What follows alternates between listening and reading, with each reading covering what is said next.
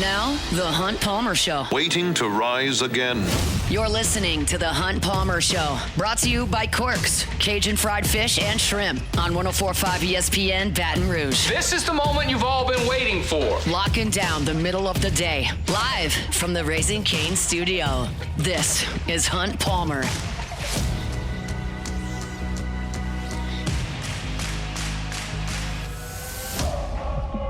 Hour 2, Friday edition of the Hunt Palmer Show, 104.5 ESPN Baton Rouge. Brought to you by Corks, Cajun fried fish and shrimp. Final hour of the week here on the Hunt Palmer Show. It's interesting because usually I don't fly a lot. I fly generally to a vacation here or there annually. I don't fly for work very often, and it's like one vacation a year, maybe fly. And so usually when I fly home, it's a Sunday, and then you're like, the whole work week's right in front of you. Well, I got home last night and I was like, man, it's Thursday. There's only one day of work left, and the weekend's here again. I kind of like a Thursday return. But it's been a great week. Appreciate y'all for following along in Tampa, Florida, and glad to be back here in studio today on this Friday. We got 1 hour left to go. In 15 minutes, I'll get you an update from Cape Cod with LSU baseball. I got 5 guys up there right now playing, and one of them is just having a monster summer. So we'll talk about that in 15 minutes. But we're sticking with football, where we spent the first hour of the show today. And we're winding down our in-depth chart series that we've done position by position on this 2026 LSU football team. We started on the offense, knocked down every offensive line position, tight end, wide receiver, running back, quarterback, and we've gone through the entire defense as well, finished up with safety yesterday. So now we transition over to special teams. And this is an area where the Brian Kelly era it was bad. It was just a bad run of special teams. He tried to do special teams without a special teams coach for a couple of years. That was a mistake, and they tried to address that, and they had some issues with personnel, and they were bad on special teams for his entire time in Baton Rouge. I mean, y'all remember early on, first game, you get an extra point blocked to lose. You also had field goal blocked in that game. You were muffing punts, muffed kickoffs that first year. It was just a disaster, and I don't blame a lot of that on Brian Kelly, meaning like the muffed punts and muffed. I don't think Jack Besh and Malik Neighbors not catching the football. They're NFL wide receivers. I don't think them not catching the football was Brian Kelly's fault, but it was a bad unit. There's no doubt about that. And they were among the worst net punting teams in the country 2 years ago. You look at the Peyton Todd, Blake Oxendorf team from 2024, and that was a team that averaged less than 40 yards per punt. And even with that, they only had one punt of 50-plus yards all year. Even with it being as short a punting team as you were 14th in the SEC in average return yardage allowed. So you weren't even covering the short punts. So you were among the worst net punting teams in the country. So they went and got Amon Anand from Grambling to try to fix things. And with him, they brought Grant Chadwick from Middle Tennessee. And last year in the punting game, Chadwick showed a strong leg. He punted 62 times on the season. He averaged just under 46 yards per punt. He had a 71-yarder. But like 21 of his punts last year were 50-plus yarders, and he pinned 21 balls inside the 20. So he was kicking the ball far. He was pinning teams inside the 20, and that's all good. The problem is your coverage unit was atrocious. You allowed 14.7 yards per return. That was 15th in the SEC. And look, you were averaging 2 returns per game, so you weren't creating fair catches. You got a punt blocked by Arkansas. Casey Concepcion from Texas A&M ran one back for a touchdown on you that basically turned the lights out on the Kelly era. And so you've been terrible punting the football. So what's the answer? Well, Chadwick's back, and we know he's got a big leg. And they went and got Joe Houston from Florida to run the special teams. And Houston brought Hayden Craig with him, who redshirted last year at Florida. Chadwick is bigger and taller, probably has a stronger leg, but Craig was a 5-star punter by the Coles Kicking Academy in 2025, and he's got 4 years of eligibility remaining. So that's going to be a competition. And I'll probably go over there and watch them punt a little bit, because that is at least something you can see who kicks it higher and who kicks it farther. And so we'll probably have a decent look at who the starting punter will be. But LSU has to be better in punting. It's not a fun thing to talk about, but you have to be better in the punting department. Now, place kicking is where you're replacing I would not suggest that Damian Ramos is a legend at LSU. That's too strong. But he's the most productive kicker in the history of the school. That's like inarguable. He leaves LSU as the all-time leading scorer, more field goals made than anybody. He made 129 straight extra points. He was a 79% kicker. He's probably not the best kicker in LSU history, but he's the most productive. And so you've got to replace him as he started for 4 years. So what they did was they went and got Scott Starzik from Arkansas. He is the only kicker on this roster with significant playing experience. Last year at Arkansas, he was 14 of 18. He made every extra point, 47 for 47. He never missed from inside 40 yards. He made 2 from over 50. He was ranked as the best kicker in the country by Cole's Kicking. He's 5'9", 175, and he is the projected starting kicker. There are some other kickers here. Gavin Higgins is Baton Rouge native. He's Parkview. Sean Perrette kicked over at Catholic and has been on the team for a year now. Aiden Corbello is a legacy kicker. His dad, John, was a kicker here in the early Saban days.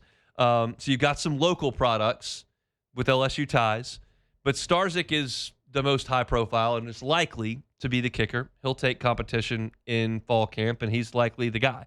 And I think that you've got a chance to have a really, really good kicker here in Scott Starzik. I love that he drilled every extra point, and I love that he didn't miss from close range. That shows the consistency you're looking for. It's probably not the most reliable way to judge transfers. You would probably rather count on like NFL draft guys to do it. But I do check social media responses from fans when players leave. And when Starzik left, the overwhelming response from Arkansas fans was, man, that's really not good. He's really good. Oftentimes you get it, oh, good, Britons, you weren't any good anyway. Good luck over there. We'll see what they do with you. Like, that's the common refrain from fans who just sour grapes through it. It's the internet. It's not real life. Fans don't have reasonable perspectives. I'm not complaining about anything or chastising anyone. It's just reality, especially on the internet. But the Arkansas reaction when Starzik jumped in the portal was one of real disappointment. And to me, that would suggest they liked what they saw from him. And so I think you've got a really good kicker. It was comforting to have Ramos. He wasn't the best kicker in the history of the school, but he was very good. And he was very dependable. And he did a nice job for 4 years. And I think LSU is going to have a good field goal kicker. So, like, my confidence level in the field goal kicker is like an 8 out of 10. My confidence level in the punting is closer to 5. It's been too bad for 2 years, and you've got a guy that has a strong leg, but his coverage unit couldn't help him last year. It's beyond comprehension to me how LSU could field a poor coverage unit. How many dudes do you have on this roster that are big, strong, fast, and athletic and tackle people? Like, that should be you should be able to field a really good coverage unit with LSU athletes, and they just haven't been good at that. So, as far as the specialists go, I think it's not a huge concern of mine, but I got questions about the punting. I would like to see an improvement there. And look, it's going to be important. You can't allow game-changing plays like LSU did in special teams the last 3 or 4 years. You can't, in a game against a top 10 team like A&M last year, let a guy run a punt back. You can't have a punt blocked by Arkansas. Like, that's just ridiculous. You don't get a punt blocked. I know LSU blocked one against A&M, and that's ridiculous for A&M to allow that too. But you gotta be cleaner than that. And again, there were times in the Kelly era where I thought that some of the criticism was unwarranted. Like, everyone, it was a time when the special teams was going really bad in that 2022 season when you were muffing punts and you were getting kicks blocked. And like LSU got an offsides on a kickoff. I'm just not going to blame Brian Kelly and the special team staff because your college football player couldn't stay on sides on a kickoff. That should not have to be taught. Everyone's aware of what you can and can't do. Do it better. So sometimes you gotta pin it on the players. Malik Neighbors got to catch a punt. Jack Besh got to catch a kickoff. But when you have things happen like they did last year, where your entire coverage units are bad and you look unprepared, that is a reflection on the coaching staff. That's got to get better, and Joe Houston's got that responsibility for Lane Kiffin. He's not going to get as much much hype as Blake Baker and Charlie Weiss Jr., that's for sure. I don't think anybody in Tampa knows Joe Houston's name. Maybe the guys who cover Florida. But it's a big aspect of the game, and LSU's got to do a better job in that. So that's a look at the kickers and the punters for LSU. In-depth chart. My series is right there on LouisianaSports.net. You can go back and watch all of my in-depth chart pieces at Hunt on LSU as you're getting ready for the Tigers. I was telling my friends, they were texting me where I was, and I was like, I'm in Tampa. I'm about to interview Trey Dez and Witt and TJ Daugherty. And one of the responses I got back from a buddy was, not even sure who Daugherty is. I probably need to lock in on the Tigers at this point. So I think it's a lot. There are a lot of people like that. A lot of y'all that listen, you're locked in 365, and I love that. But there are some of you that in June, July, there's not a lot of football going on between the years. But it starts to come back in August. And if you're one of those, or you know some of those, and you want a refresher on what this team may look like, because there's a lot of transfers, the in-depth chart, I think, is a great thing. It's easy reading online at LouisianaSports.net, and certainly easy listening at Hunt on LSU on YouTube, wherever you find your podcast. So go check that out. Now, a lot of you are not locked in on baseball, certainly not the Cape Cod League. I get it, and we're not going to spend a significant amount of time on it moving forward. But there is a future LSU Tiger who's having a monster summer, and a couple other guys who are doing some really good things. So we'll get into some of that with the summer baseball update when we come back. The Hunt Palmer Show. Fabry Chevrolet GMC, FabryChevrolet.com. That's FabryChevrolet.com. Got great deals. I've been telling you about them all week long, even as we were in Tampa. And we'll continue to tell you because you've got until August 3rd to get on by. GMC is offering employee pricing on the 2026 GMC Sierra 1500 Denali's now until August the 3rd. You can get $8,000 off select Denali's. On the Chevy side, they're offering 0%. Not going to get any lower than that. 0% APR financing for 5 years on the 2026 Silverado 1500s, plus no monthly payments for 90 days now through August 3rd. So you've got about a week to get on by Fabry Chevrolet GMC on Highway 61 in St. Francisville. You can check out those specials at FabryChevrolet.com as well. Don't miss them. You've got now until August 3rd. It's Fabry Chevrolet GMC online at FabryChevrolet.com. This is the Hunt Palmer Show, brought to you by Quirks, Cajun fried fish and shrimp.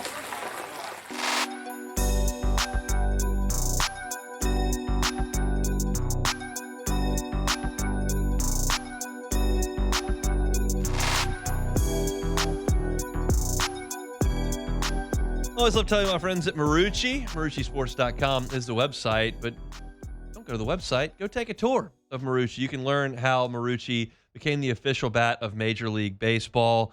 It's a great story. 22 years, you go from a backyard shed to the best players in the world. And you can go by and learn that story, how they started with that first bat, how they scaled up production, mastered it, and then got into the hands of people that mattered, and it took off. It's a great story that you can learn on the tour. You can also just see the facility where they make 1,200 bats every single day and ship them off to the best players in the world. If you don't want to take a tour, go take some swings. The Hitter's House is open to you as a member. Key card access 24 hours a day, 7 days a week. So it doesn't matter if it's hot, if it's raining, if it's dark. You can take some swings over there at Marucci in the Hitter's House. You can buy tickets for the tour at MarucciSports.com, MarucciSports.com. All right, Friday show is brought to you by Cork's Cajun Fried Fish and Shrimp. Let's do a little quick summer baseball update here. LSU's transfers are up on Cape Cod and really, for the most part, doing some really good things. I feel the need to offer this caveat every single time I do this because I know that a lot of you don't have any idea what goes on in the Cape Cod League, and that's completely fine. I think it's probably unreasonable to suggest you should know what goes on the Cape Cod League, but it is incredibly pitcher-friendly. You've got elite MLB future talent on the Cape pitching. You've got wooden bats, guys that aren't used to swinging wooden bats. You've got really good athletic defenders out there. Temperatures are a little cooler at night, and it's just not a great place to hit. So the numbers generally skew towards the pitchers. So when I tell you that Bino Waters, the Notre Dame transfer, is having a monster summer, I mean he's having a monster summer. Bino Waters is hitting .324 with an on-base percentage of .403. He's getting on base at a 40% clip on Cape Cod. He's got 5 doubles and a homer, driven in 18 runs. He's stolen 8 bases, got an OPS north of 800. He's been fantastic playing left field for the Chatham Anglers, and that's a guy who is going to have 3 different instances to really impress professional scouts. 1, he did so for 2 years playing in the ACC at Notre Dame. 2, now he's facing MLB draft prospects on Cape Cod with a wooden bat, and then he'll get a full season to do that against SEC foes, but you're looking at potentially LSU's best hitter next year. You can make the argument for some other guys. Aaron Beatty had a huge year. Cerna had a huge year. I think Elias got monster potential. They're really good players on this LSU team, but Waters is trending toward being a first-round pick next year and is going to be a huge piece of what LSU's doing. He's had an incredible summer. Hitting .324 with an on-base percentage of .403 on Cape Cod is big-time stuff. Great stuff from him. Dawson Park had a tough week this past week. He had raised his average up to like 280 or so, but then didn't have a great week offensively. He's down to 254.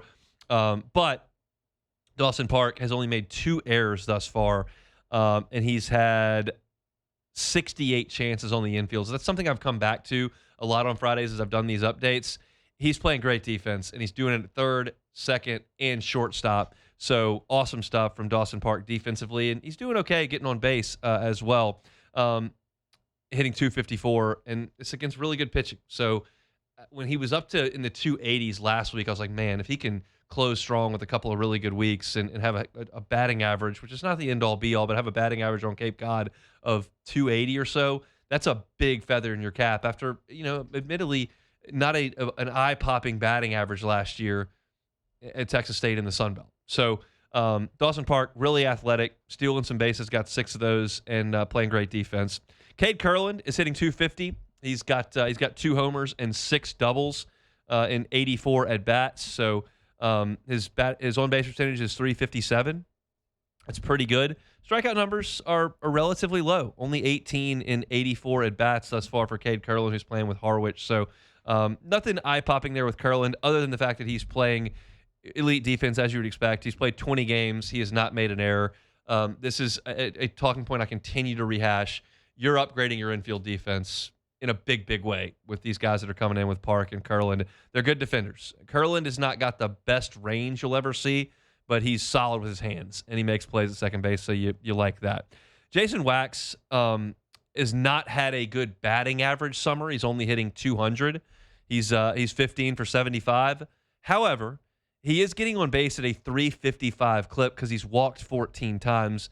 When you can separate your batting average at .200 to your on-base percentage at .355 by 155 points, that's showing some ability to get on base. And so if you figure with a metal bat, with some lesser pitching that you face, and you bump that batting average up 50 points or so, then all of a sudden you're talking about an on-base percentage well north of 400, which is what you're looking for. Now, that's easier said than done, and I'm not suggesting that correlation is immediate. It's not been a great summer offensively for Wax, but he is getting on base at a reasonable clip. He also is playing a lot of different positions. He's played right field, center field, and left field. Majority of his time has been in center field. I think he'll have an opportunity to play there. He does have to realize there's competition coming there. You've got a couple of freshmen, Malachi Washington being one of them, that can push for time. Nate Davis is a heck of an athlete as well. So Wax is going to have to hit. I think he will. It's not uncommon for guys to go up to Cape Cod and hit 200. Not uncommon at all. Cade Aaron Beatty did it last year. How'd that work out in the spring? So Jason Wax hitting 200. And last guy is Eddie Yaman, the fourth, who is 10 for 52. That's a 192 batting average. But what's weird is he's hitting 10 for 52. 7 of the 10 hits for extra bases, 3 homers and 4 doubles with a metal bat, with a wooden bat for Eddie Yaman. So I think that's encouraging. I don't think Eddie Yaman's going to be a starting player. And by every account, I've talked to a number of people about this. Not like one person, like 5 people. He's as good a teammate as there is. I think that the roster numbers will work out for Yaman. I think he will be on the team. I told you that 2 weeks ago when the draft came and went, that they were in a good spot there. Yaman went through senior day, so there was a thought there that maybe that would be his last game at LSU. But he's still part of the program. He's still playing on Cape Cod, and he slugged a little bit. Hadn't gotten a lot of hits, but he slugged a little bit. So huge summer for Beto Waters. Great defense from Kurland and Park. Wax getting on base at a solid clip, and Yaman doing a little bit of slugging. No pitching for LSU on Cape Cod. Gavin Guidry was up there, and Santiago Garcia was up there. They went up there to try to get noticed by MLB scouts, and both of them went in the Major League Baseball draft a couple weeks ago. So it's transfer heavy for LSU up there, and these are guys I cannot wait to get my eyes on when fall rolls around, because there's some real talent there, and they're testing themselves for a full summer. I never know how long these guys are going to be up there. We knew that Reagan Ricken was going to go up, take 3 starts, and come back. We knew that it's going to be a summer where you weren't going to push Kate, you weren't going to push William Schmidt. You weren't going to push Case and Evans. You weren't going to Cooper Moore's rehabbing, so that wasn't going to matter for him anyway. You weren't going to send your main arms up there, but you got some work for some of your pitching, and you got your transfers a full summer of at-bats. So those guys will take some time off here in the next couple of weeks, and they'll come in and roll at LSU in early August, and they won't start for a little bit until the back end of September and early October. But baseball season never really stops. These guys play a lot all year round. You need to let your body recoup from football a little bit. In baseball, there's some of that, but there's also wanting to get some swings, and these guys look pretty good in the summer. So that's a look. I'll have a story up on all this on LouisianaSports.net coming up on Saturday morning that you can check out. That's been read really well. I guess I should stop being surprised at how much LSU baseball fans care about content, but to see the numbers when we post one of these updates is really interesting. That people really care. It's summer baseball stats of guys you've never seen play baseball with a wooden bat on an island in Manhattan in Massachusetts. But people love it, so we'll keep bringing it. It'll be up there on Saturday morning at LouisianaSports.net. Our Friday show is brought to you by Cork's Cajun Fried Fish and Shrimp. You can check out the menu at corksfishandshrimp.com. If you've got catering needs, Cork's loves to do catering. They're happy to help you with that. If you've got a birthday party coming up, got a family reunion, if you've got a retirement party, or you're just feeding the office on a Friday, Corks can do it. Jumbo Gulf shrimp, clean, crispy fried catfish, shoestring fries, honey butter rolls, beignet bites. It's all there. It's all on the menu. Check it out online at corksfishandshrimp.com. They're happy to help you with those bulk orders. All right, when we come back, we spent 4 days in Tampa, and there are some things that were said regarding LSU that LSU fans took exception to. I didn't cover them in depth at times because I didn't find them to be overly important, but I want to comment on them today. So we'll do kind of a grab bag of reactions from SEC Media Days regarding LSU. We'll do that when we come back. The Hunt Palmer Show. First American Bank and Trust, FABT.com, FABT.com. First American Bank and Trust, 25 locations throughout Southeast Louisiana. Make them your local banking option. If you need a commercial loan, First American Bank and Trust. If you need a personal loan, First American Bank and Trust. Why? Because they're local. The people making the decisions on your loan are local. When you call First American Bank and Trust, you don't get a call center in Chicago. Nobody in Miami is picking up. It's someone in Southeast Louisiana. It's somebody that you see day to day. It's somebody that has kids that go to school with your kids. That's the difference of First American Bank and Trust. And when you hear community bank, when you hear local bank, you may think small. It's not small. 25 locations. They've got the resources for your commercial loan or your personal loan. Check them out online or stop in one of those locations today. It's First American Bank and Trust. You're listening to The Hunt Palmer Show. Brought to you by Cork's Cajun Fried Fish and Shrimp.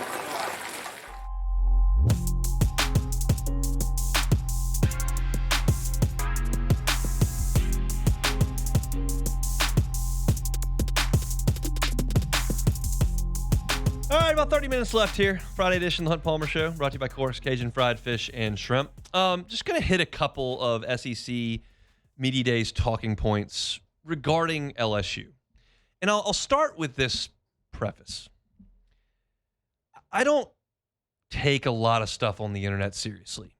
There are plenty of people that do, that take their opportunity on Twitter to take up arms for their program. It's not an LSU thing. It's not an Ole Miss thing. It's not a Tennessee thing. It's not an Ohio State thing. It's just what some fans want to do. And if you say something that might shed negative light on somebody else's program, that person is likely to just come up and just get mad, and I'm going to take it to you on the internet. And I'm just not wired like that. I think the internet is for news and jokes. I don't think it's for fighting. And I just don't get the people that want to get on the internet and fight. But they do, and it's the internet, and people like to do that. It's just not going to be my lane. I'm not going to do it on my Twitter. I'm not going to do it on my radio show. Just not. It's just not how I'm wired. And that's probably why I feel the way I do about some of these quotes that came out and why other people feel the way that they do. Now, I talked about this briefly. I believe it was Monday when Tennessee made their rounds. When Josh Heupel was asked about things cooling off between Lane Kiffin and Tennessee, and the focus kind of being on Lane Kiffin go back to Oxford, but not the Knoxville trip that comes in November. And Heupel said something to the effect, and I'm paraphrasing, of, hey, well, I hope they haven't cooled off. I hope that, the grocery stores stock up on mustard and the sporting goods stores are stocked up. And that was talking about the last time when they threw the mustard bottle and threw the golf balls. And there are some people that got exasperated about that. And the people that got exasperated about that, this is the line of thinking that you have to get exasperated about that. This is the way you would have to think. Now, to be clear, I don't think this way. But if you do get exasperated about that, this is what you would have to think. You would have to think Josh Heupel wants Lane Kiffin to get hit with objects when he gets to Neyland. And he's telling the fans to throw stuff at the coach. And the fans are going to listen to Josh Heupel, and they're going to go buy golf balls and mustard bottles, and they're going to go out there in November thinking about what Josh Heupel said in Tampa in July and hurl objects at the coach and potentially get arrested. That's what you would have to think. Now, look, I know it happened previously. I tell you all the time that drunk people don't make good decisions. I'm not telling you it's an impossibility. But what I'm saying is I would hope there's some sort of rationale and rational thought that might suggest that, yeah, the Tennessee fans are going to boo like crazy and Lane Kiffin runs out there, but he left Knoxville like a decade and a half ago, and it's probably just going to be a hostile SEC environment because it's two good programs playing football. That's kind of where I am. I know that Josh Heupel was being tongue-in-cheek, so that part, it's not even debatable. You all are well aware that Josh Heupel was not saying you got to throw golf balls at Kiffin. What the debatable part is whether or not the Tennessee fans will just use their voices instead of foreign objects. And I just am not going to get up in arms over that quote. I am perfectly willing and understanding that is joking. And I think that I can give Tennessee fans enough credit this far down the line that we're not going to have a significant incident. If I'm wrong, I will go on the post-game show on the network and say, yep, I'm wrong. Y'all were dead right. And I'll come on this show on Monday and go, yeah, that was idiot Tennessee fans doing stupid stuff. I just don't think I'm going to be wrong on that. Now, the next is Pete Golding's quote from Wednesday, where they asked him about the LSU game. And he said, we got to be focused on Louisville. That's the opener. And if we're not focused on that, like we weren't focused on Kentucky 2 years ago and got beat at home, like we weren't focused against Florida on the road, then we'll get beat. And we should make the playoffs, and we won't. And people are saying that's a shot at Lane Kiffin. And I think it probably is. I think it probably is. But here's the deal. Pete Golding can have that thought. It's not unreasonable to suggest that Ole Miss didn't play well enough in those two games and Lane Kiffin was the head coach. If someone is to be mad, it should be Lane Kiffin, an LSU fan going nuts and saying that's off color or out of bounds. It's just a coach who was literally on the staff, in the meeting rooms, on the sideline with the team, who feels like that team wasn't focused. And he wants to make sure they're focused. And if you want to say, well, he should have just said, I've seen teams that weren't focused. I've been a part of teams that weren't focused and didn't play up to their standard. And we got to guard against that. Fine. Like, I understand that you can be a little bit more PC about it, but it's not completely out of bounds. I don't think Lane Kiffin is under the impression that his team was locked in or played really well when they lost to a Kentucky team that went 1-7 in Oxford. Like, this is common knowledge. I just don't feel like this is some sort of out of bounds comment by Pete Golding. Ole Miss had a bunch of NFL dudes on their team in 2024. They lost to Kentucky at home and Florida, who probably should have fired their coach then. Those are games they probably shouldn't have lost. The head coach probably bears some responsibility for that. Now, the defensive coordinator does too. And he didn't say the defense was immune. He said the team wasn't ready to play. He was part of the staff. So, yeah, maybe it is like a barb at the way Lane Kiffin had those guys ready to go. But he was part of the staff. I just don't think that's a ridiculous thing to say. There are times where people say ridiculous things. I don't think this was it. And the last one was the question that was asked to Lane Kiffin that talked about, quote unquote, diversity and essentially said, do you feel like you would have gotten better players in Oxford if there was more diversity? Is basically what he said. And it was a very, very prepared question well in advance that was attempting to get Lane Kiffin to be defensive. And that's perfectly fine. That's what the setting's for. I wasn't going to ask that question, but that's what the setting is for. And Lane had to know that was coming. And it's when we got the "you're all going to die" and Lane Kiffin and my dad and Hulk Hogan weren't going to die. And it was a weird wandering answer. But the question was inbounds. It was rooted in deception. It was trying to get Lane Kiffin to say something noteworthy. But that's kind of the point of the event. And I think we can all look at Lane Kiffin's situation and suggest he feels the conditions, the environment at LSU are favorable to that of Ole Miss to win big. That's in-state talent, that's financial ability, that's program tradition, that's size of your stadium, that's everything.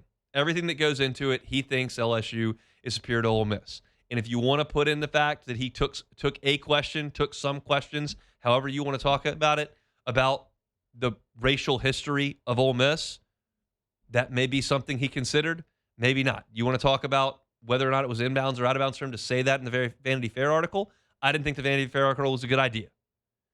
But it was a reasonable question and one that Lane had to know was coming. And I just think, as he kind of said in other settings, he went off on that weird Hulk Hogan thing in the big room and whatever. But in other settings, he essentially said, I made a job change. And that's kind of what he said in that setting too. He just went off on a different path.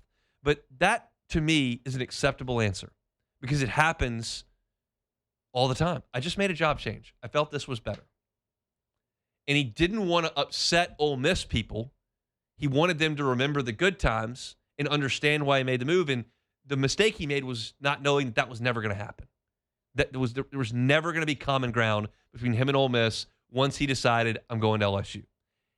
And it made it worse that they were 11-1 and going to the playoff. But if he'd have left Ole Miss for LSU after going 9-3 and missing the playoff, they would have hated him because you can't leave one school for a school they hate. But he tried to please both parties, and that just wasn't going to happen. If he would have just stood up, and he said this yesterday, if he would have just stood up and said, I love my time at Ole Miss. It's a wonderful place. I made some life changes here. It was great. We won a lot of games.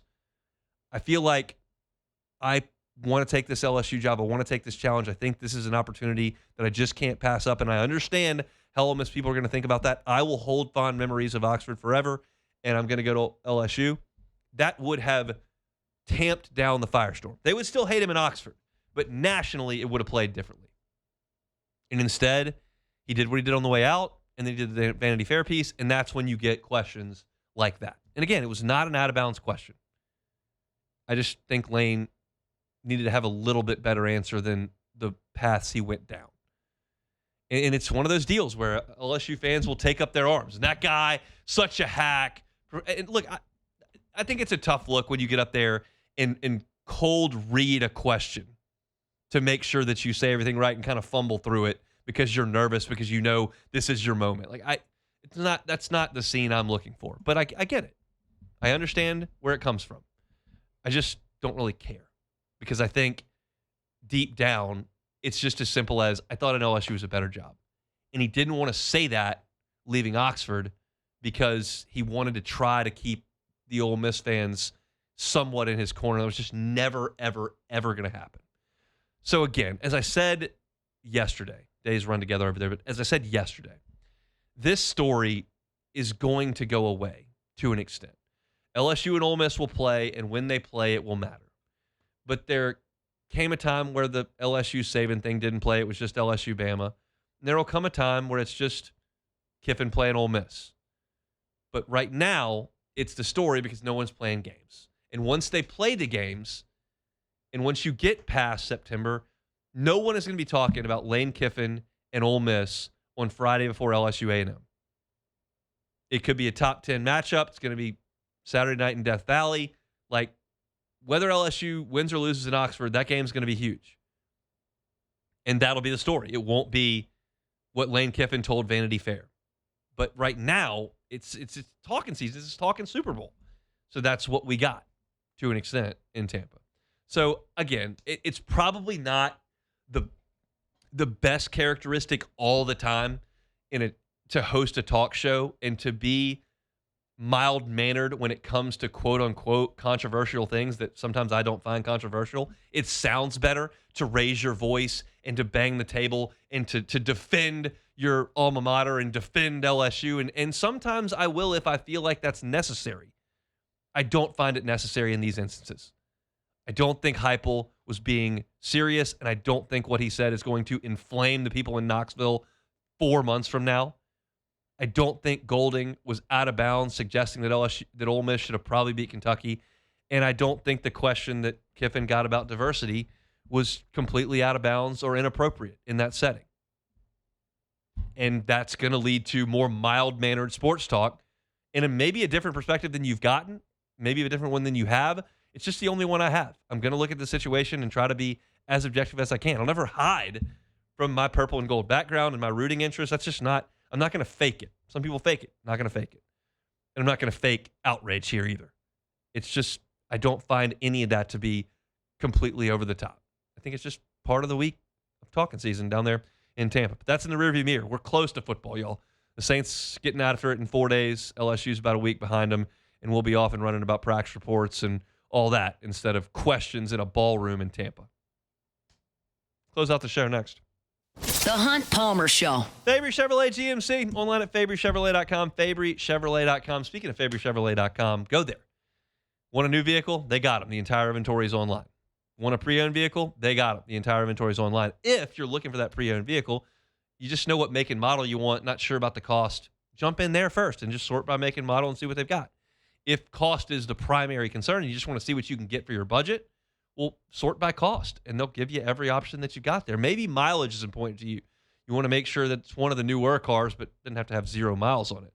Well, you can sort by that as well. Maybe a couple of those are important to you, and you can filter all that way, and then you can see what's on the lot that makes sense for you, whether it's a Chevy Silverado on the truck side, maybe a Yukon Denali on the SUV side. They've got Tahoes as well, all there on Highway 61 in St. Francisville, but you can start your buying experience like we often do at FabryChevrolet.com. Check them out online. Check them out on Highway 61 in St. Francisville. It's Fabry Chevrolet GMC. You're listening to The Hunt Palmer Show, brought to you by Corks, Cajun fried fish and shrimp.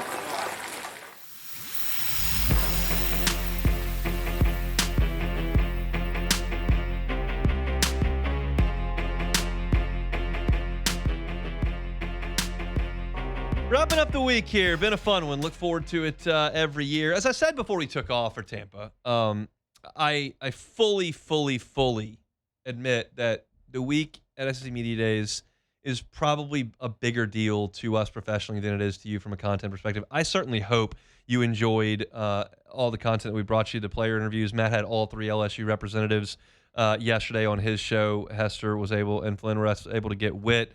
I enjoyed chatting with Tony Barnhart. J.D. Bickel joined us for a little bit. We had some beat writers from some other teams. I had Mississippi State cornerback there. I think that's generally interesting, but I realize that a lot of you are in summer vacation mode and not locked into that for 8 hours a day, 4 days straight. But it's great for us. It's great to see people. It's great to make relationships, get guys and girls that you can get on the show at a later date as the seasons unfold and different seasons come at us. So it was a great week, and appreciate our sponsors for making it possible and for y'all for listening along. It was a great week, but glad to be back home and back into a little bit of a routine starting next week. Again, the Saints start up training camp on Tuesday, and so we are about there, which is very, very exciting. It's a longer summer than most. I was telling a lot of people this in Tampa. It's like, it's a longer summer than most for us in Baton Rouge when the baseball team bows out like May 28th or whatever it was. Like that is tough, but we've made it through. Get a weekend, and then we will be back at it Monday and then Tuesday when the Saints report, and we'll have our Saints guests coming up all week long. But for right now, one last order of business is take it or leave it. Take it or leave it. Take it or leave it. Today's hottest stories in sports, news, and sometimes even Hunt's life. The question is, will he take them or leave them? All right, so this one's a little pocket watching. So Kentucky new transfer Milan Momcilovic, 2026-2027 contract earnings will be higher than LeBron James' new deal with the 76ers. So LeBron contract with the 76ers is worth $3.8 million, while Momcilovic's NIL package is worth around $6 million. So college basketball players making more than LeBron James. Take it or leave it. I'm going to give a real answer here. Okay. I will take it. I'll take it. Here's why I'll take it. I'm listening. Because I'm okay with the market dictating what Your value. players are worth on the college market. I like buy-in, and I like investment in college athletics. And I appreciate LeBron for taking the league minimum to try to win a championship. It's that thing I always talk about. Like, fans are disconnected from the money. It benefits the fan if the player takes less money. Yep. And so I'm okay with that. If LeBron wants to win a championship and finds a spot that he can do it and wants to take a lot less money, I think he'll be okay financially. I like it.